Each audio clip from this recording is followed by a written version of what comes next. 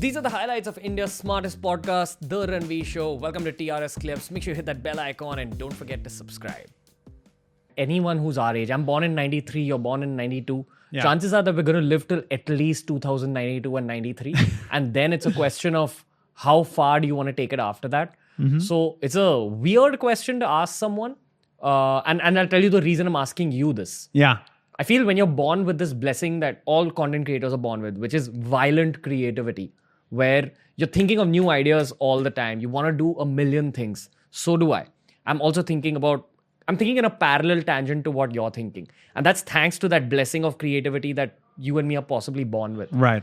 So the question is, if you get a chance to live till the age of 200 in a healthy body, would you want to live that long and change the world for like 200 years? Wow, that's a good question. I don't think I've ever been asked that question before.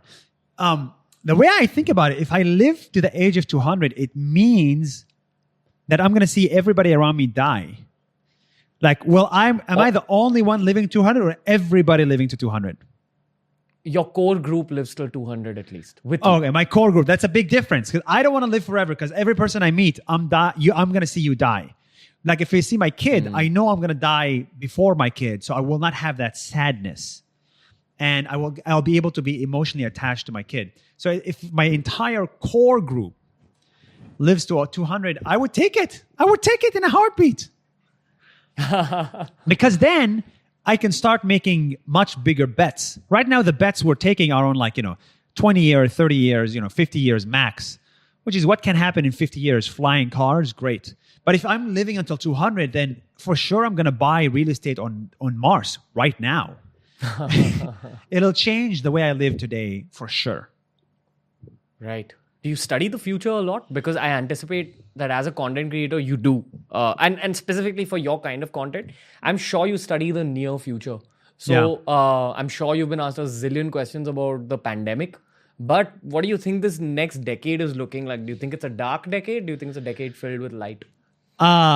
You should have Yuval Noah Harari on this podcast. I had him on my podcast 8 months ago, and it was one of the top rated episodes we did because he only thinks about that, right? He only thinks about it. He looks at the past, and because he extrapolates to tell you how the future is going to look like.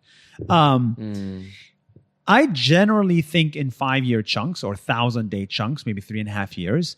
I don't think too much about how the long future looks like. I feel like we're going so fast that you need to start looking into easier chunks. Do I think the next decade is going to be great? Yeah, dude, I'm so excited. The next decade is going to be amazing for the top 40% of the world. It's going to be really shitty for the bottom 60% of the world. So I would say, if you're listening to this in India, you gotta make sure you make it to the top 40%, because I think a lot of jobs are gonna just disappear. And I don't think governments, either India or even Switzerland or America, will be able to keep up with the change, and a lot of people will be poor. Generally speaking, I mean, they will not be poor, but they will not have something to do. But if you're the top 40%, you'll have something to do and you'll have a lot of fun doing it.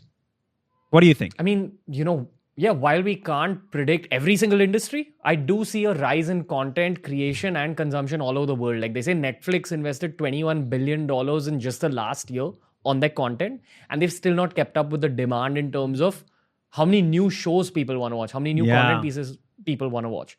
So over the next 10 years, if you give every single human being the weapon of creativity, I feel they will find a job either within the field of content or they'll apply learnings from the field of content in other jobs. For example, once you learn how to run a YouTube channel, you've learned titling, thumbnails, search engine optimization. You can go work in a digital marketing company. You can go work in an app and help with the UI UX because you understand consumers that much.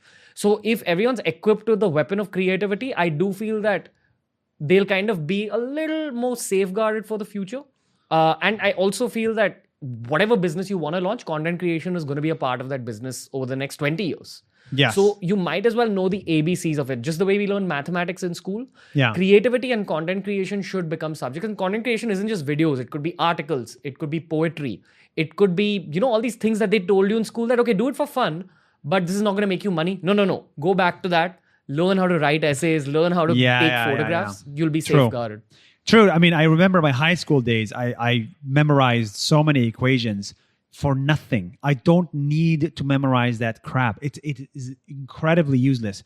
So I should have paid more attention into my storytelling class, because honestly, when you're a kid, if you're a kid right now listening to this, also, storytelling still to this day doesn't equate to a job.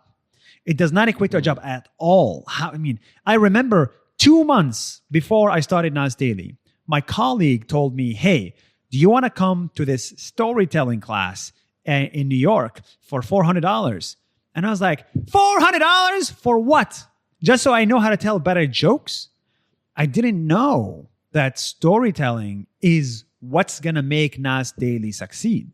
And so I think for people, it's our role, me and you, to make that connection between storytelling class to making money as a job much clearer. Because right now it's still very, very, very foggy.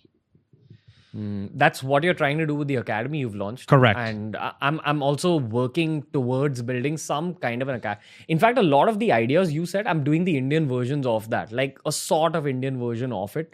But the big gap I feel that needs to be filled is exactly what you said: education. If you empower people, if you show them the bridge between working on the creativity and making money, that's great for the world. Yes, exactly. That's why I think right now the way social media platforms have built it, which is I take 50%, you keep 50%, or get 1 million views and I'll give you $500. Are you joking? Like I made 1 million people interested in this video, so your platform could have a valuation of $100 trillion, and you're giving me $500. And if it's in India, you're giving me $200. That's nuts.